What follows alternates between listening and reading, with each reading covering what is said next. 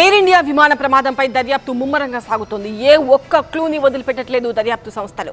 విమాన శిథిలాలను క్షుణ్ణంగా పరిశీలించడమే కాదు, బ్లాక్ బాక్స్, డివిఆర్ డివైస్లను డీకోడ్ చేస్తూ ప్రమాద వాస్తవాలను వెలుగులోకి తెచ్చేందుకు తీవ్రంగా శ్రమిస్తున్నాయి.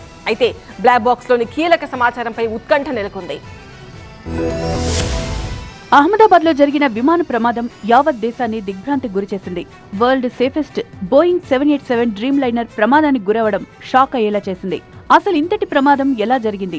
ప్రమాదరహిత విమానంగా పిలిచే బోయింగ్ అగ్నిగోళాన్ని తలపించేలా కాలిపోవడమేంటి? ఇప్పుడివే అంశాలను ఛేదించే పనిలో ఫుల్ బిజీగా ఉన్నాయి ఇన్వెస్టిగేషన్ టీమ్స్.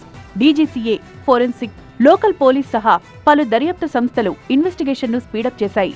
విమాన శిథిలాలను 1-2 సార్లు క్షుణ్ణంగా పరిశీలించడమే కాదు, దర్యాప్తులో కీలకమైన బ్లాక్ బాక్స్ ఒకటి దొరకడంతో దాన్ని డీకోడ్ చేసేందుకు శ్రమిస్తున్నారు.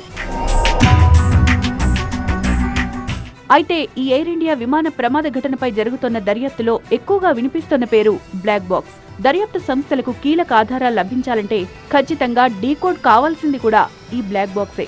అయితే ప్రతి కమర్షియల్ ఫ్లైట్ లో 2 బ్లాక్ బాక్సులుంటాయి. ఒకటి విమానానికి ముందు భాగంలో, మరొకటి వెనుక భాగంలో ఉంటుంది.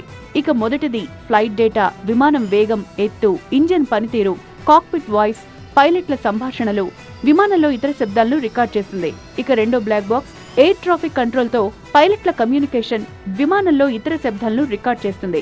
దీంతో ఈ 2 బ్లాక్ బాక్సుల ద్వారా డేటాను విశ్లేషించి ప్రమాదానికి ముందు విమానంలో ఏం జరిగిందో, పైలట్లు ఏం మాట్లాడారో, ఏ వ్యవస్థలు ఎలా పనిచేశాయో దర్యాప్తు అధికారులు తెలుసుకుంటారు.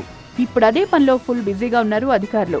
దొరికిన ఒక బ్లాక్ బాక్స్ ని డీకోడ్ చేస్తున్నారు. ఫస్ట్ టైం ఇండియాలో బ్లాక్ బాక్స్ డీకోడింగ్ ప్రక్రియ కొనసాగుతోంది.